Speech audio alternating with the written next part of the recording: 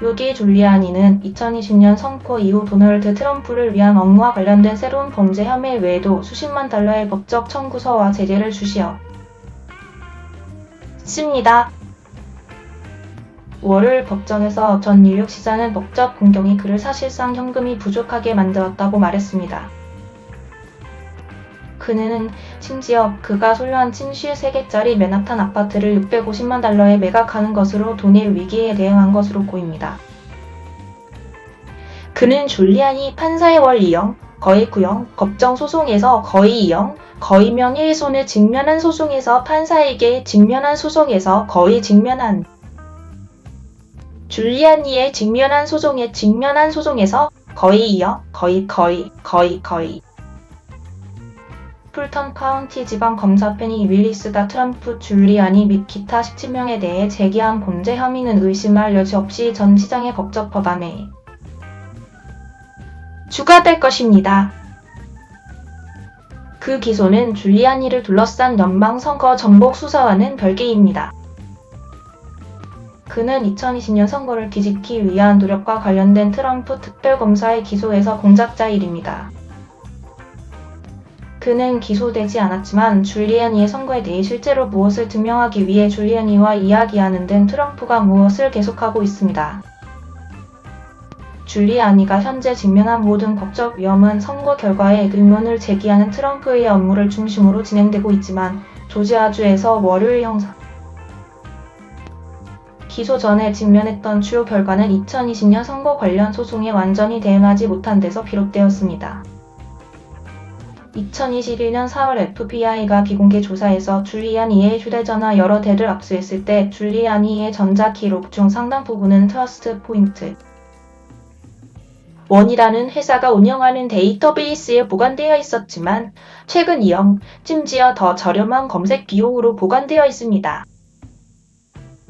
그는 또한 스마트매틱 사건에서 그가 해야 할 대응을 커버하는 데 도움이 될 것이라고 생각한다며 최근 법원 제출에서 그 기부를 받는 것에 대해 논의했습니다. 하지만 34만 달러의 지불은 더 많은 검색을 감당하기에 충분하지 않습니다. 트러스트 포인트가 그에게 더 이상 신용을 연장하지 않을 것이며 회사가 보유한 그의 데이터를 보관하기 위한 그의 청구서는 계속 증가할 것입니다. 이것은 줄리아니가 최근 주 임원들의 몇 건의 소송에서 그의 의견 제출 요청에 대해 답변을 요구했을 때 단지 변명이 아닙니다. 라고 줄리아니가 말했습니다. 2주 후 줄리아니는 소송에서 불필요한 비용을 피하고 싶다며 모스와 프리먼이 2020년에 자신들에 대해 거짓 진술을 했다는 주장의 이유를 제기하는 것에서 한 발 물러섰다. 모스와 프리먼은 여전히 소송에서 이기려고 하고 있으며 판사는 궁극적으로 자신들에게 유리한 판결을 내리는 것을 고려하고 있다. 그러나 한편 그들은 줄리아니에게 이 사건에서 특정 증거를 넘기도록 강요하려는 노력으로 인해 발생하는 소송 비용 중 44,000달러를 다 지불하도록 판사에게 명령할 것을 요청했다. 이는 단 한 건의 소송일 뿐이다. 스마트매틱은 그의 증가하는 데이터 호스팅 청구서를 촉발한 줄리아니에 대한 명예훼손 소송에서 줄리아니가 회사에 자신의 기록을 제공하지 않은 것에 대해 회사의 소송 비용을 배상하도록 명령하는 것을 포함하여 줄리아니를 제재할 것을 판사에게 요청했다.